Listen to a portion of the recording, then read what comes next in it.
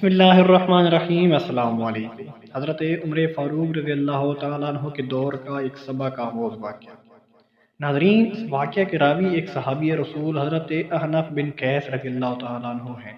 ان کا کہنا ہے کہ وہ عراق اور بلاد فارس کی فتح میں شریک تھے اور ان لوگوں میں شامل تھے جو فتح کی خوشخبری اور مال غنیمت لے کر امیر المومنین حضرت عمر رضی اللہ تعالیٰ عنہ کی خدمت میں مدینہ منورہ پہنچے تھے۔ کہتے ہیں کہ فتح کی خوشی اور مال غنیمت کی فراوانی کی باعث ہم نے مدینہ منورہ میں داخل ہونے سے پہلے پرانے سادہ لباس اتار کر عمدہ اور قیمتی لباس زیب تن کیے اور امیر المومنین رضی اللہ تعالیٰ عنہ کی خدمت میں حاضر ہوئے۔ انہوں نے ہمیں دیکھا تو منہ پھیر لیا اور کوئی گفتگو نہ کی۔ ہم بہت پریشان ہوئے۔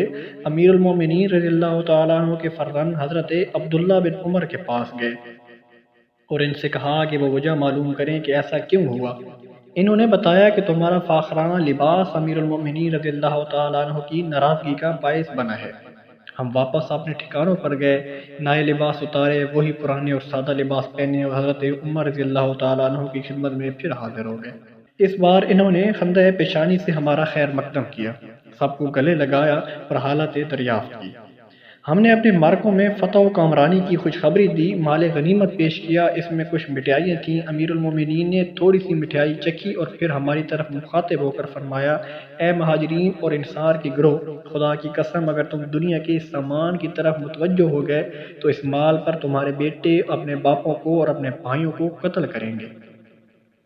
اس کے بعد وہ مٹھائیاں شہداء کے گھروں میں بھجوا دیں اور غنیمت کا مال ہم میں برابر تقسیم کر کے خالی ہاتھ گھر روانہ ہو گئے۔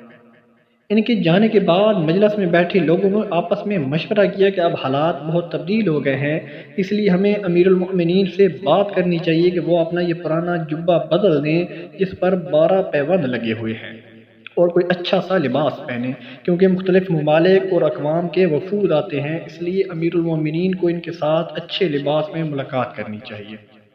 اسی طرح ان سے یہ بھی گزارش کی جائے کہ وہ اپنی خوراک میں تبدیلی کریں اور اچھی خوراک استعمال کیا کریں تاکہ ان کی صحت بہتر ہو اور وہ امت کے معاملات زیادہ اچھے طریقے سے سر انجام دے سکیں۔ مگر سوال اب یہ تھا کہ ان سے بات کرے گا کون؟ مشورہ ہوا حضرت علی کرم اللہ وجہہ سے عرض کیا جائے، وہی یہ بات ان سے کہہ دیں گے۔ مجلس کے شرکاء میں سے کچھ لوگ حضرت علی رضی اللہ تعالیٰ عنہ کے پاس گئے اور ان سے مدعا بیان کیا تو انہوں نے فرمایا کہ اگر یہ بات امیر المومنین سے ضرور کرنی ہے تو اس کے لیے امہات المومنین بالخصوص حضرت عائشہ رضی اللہ تعالیٰ عنہ اور حضرت حفصہ رضی اللہ تعالیٰ عنہ سے رجوع کیا جائے، وہ یہ بات زیادہ بہتر طریقے سے کر سکیں گی۔ چنانچہ وفات امت کی ان دونوں ماؤں کی خدمت میں حاضر ہوا۔ حضرت عائشہ رضی اللہ تعالیٰ عنہ نے امیر المومنین سے بات کرنے کی حامی بھر لی، جبکہ حضرت حفصہ رضی اللہ تعالیٰ عنہ نے، جو خود امیر المومنین حضرت عمر کی بیٹی تھی، کہا میں ساتھ چلی جاتی ہوں لیکن مجھے امید نہیں کہ وہ یہ بات قبول کر لیں گی۔ چنانچہ ایسا ہی ہوا۔ امت کی دونوں ماؤں نے مل کر امیر المومنین حضرت عمر کی خدمت میں یہ معروضات پیش کی تو امیر المومنین سن کر رو پڑے اور حضرت عائشہ رضی اللہ تعالیٰ عنہ سے پوچھا کہ آپ بتائیں، کیا جناب نبی اکرم صلی اللہ علیہ وآلہ وسلم نے کبھی مسلسل 3 روز گندم کی روٹی کھائی ہے؟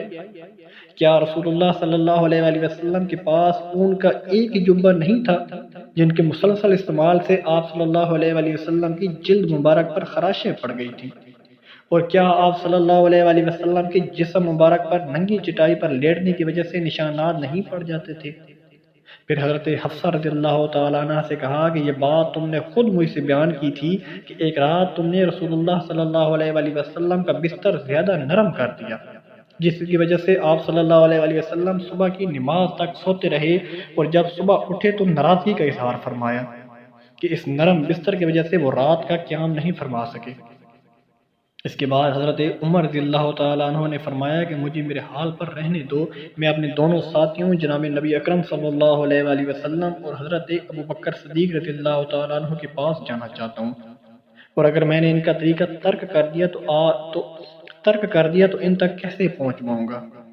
ناظرین، امید ہے آپ کو آج کی ویڈیو اچھی لگی ہوگی۔ اگر میری ویڈیو اچھی لگے تو پلیز میری ویڈیو کو لازمی لائک کرنا اور میرے چینل کو لازمی سبسکرائب کر لینا تاکہ ہر آنے والی نئی ویڈیو آپ تک پہنچ سکے۔ ملتے ہیں انشاءاللہ نیکسٹ ویڈیو میں، تب تک محمد اسلام کو دیجیے اجازت۔ اللہ حافظ۔